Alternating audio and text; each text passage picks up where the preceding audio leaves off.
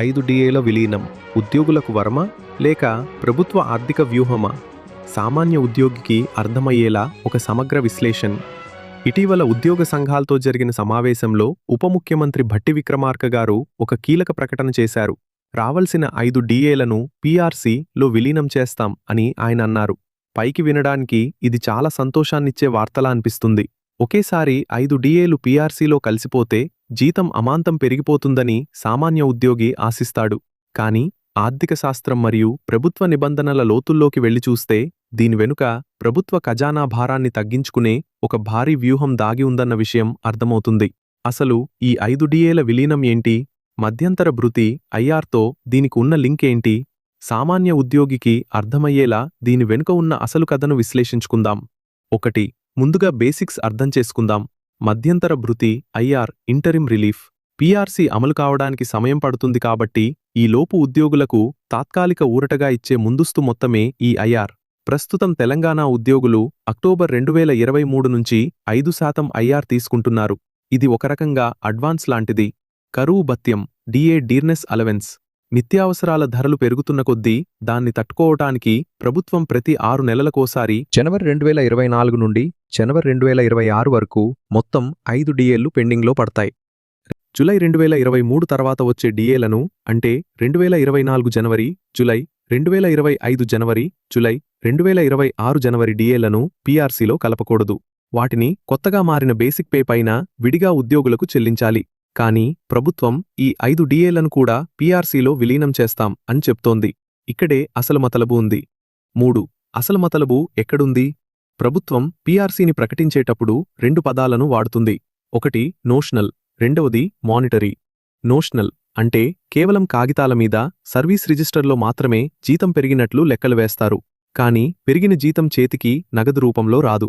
Monetary అంటే ఏ తేదీ నుంచైతే monetary benefit ఇస్తారో ఆ రోజు నుంచి పెరిగిన జీతం నేరుగా బ్యాంక్ అకౌంట్లో పడుతుంది. ప్రభుత్వం ఆలోచన ఎలా ఉందంటే పీఆర్సీని జులై 2023 నుండి అమలు చేసినట్లు కాగితాల మీద చూపిస్తారు. కానీ పెరిగిన జీతాన్ని మాత్రం జూన్ 2026 నుండి చేతికిస్తారు. దీనివల్ల జులై 2023 నుండి జూన్ 2026 వరకు 3 ఏళ్ల పాటు ఉద్యోగులకు పెరిగిన జీతం చేతికి రాదు. కేవలం లెక్కల్లో మాత్రమే ఉంటుంది. ఆ 3 ఏళ్ల పీఆర్సీ ఏరియడ్స్ నాకు రావు. కానీ ఆ 3 ఏళ్లలో నాకు రావలసిన 5 డిఏల బకాయిలైనా నాకు వస్తాయి కదా అని.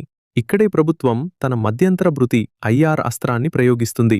ఉద్యోగులు అక్టోబర్ 2023 నుంచి ప్రతి నెలా జీతంతో పాటు 5% ఐఆర్ నగదు రూపంలో తీసుకుంటున్నారు. నోషనల్ పీరియడ్ జులై 2023 నుంచి జూన్ 2026 వరకులో ఉద్యోగులకు ఎలాంటి అదనపు నగదు చెల్లించకూడదు. కానీ ఉద్యోగులు అప్పటికే 5% ఐఆర్ తీసుకున్నారు కదా. అప్పుడు ఆర్థిక శాఖ ఈ విధంగా లెక్కలు వేస్తుంది. అయ్యా ఉద్యోగి, నీకు మేము 5 డిఏల బకాయిలు ఇవ్వాలి నిజమే. కానీ ఈ 3 ఏళ్లలో నీకు నెలకు 5% చొప్పున అడ్వాన్స్ ఐఆర్ ఇచ్చాం. దాన్ని నువ్వు వాడేసుకున్నావు. కాబట్టి ఇప్పుడు నీకివ్వాల్సిన 5 డిఏల బకాయిల డబ్బులో నుంచి నువ్వు తీసుకున్న 5% ఐఆర్ డబ్బును మినహాయించుకుంటున్నాము, రికవర్ చేస్తాము. దీని ఫలితం ఏంటి? ఒక సామాన్య ఉద్యోగికి ఈ సర్దుబాటు వల్ల జరిగేదేమిటంటే 1. బకాయిలు శూన్యం. ఉద్యోగులు ఆశగా ఎదురుచూసే 5 డిఏల బకాయిలు డిఏ ఎరియర్స్ భారీ మొత్తంలో చేతికి రావు. ఎందుకంటే ఆ మొత్తమంతా వారు ఇదివరకే తీసుకున్న 5% ఐఆర్కు సరిపెట్టబడుతుంది.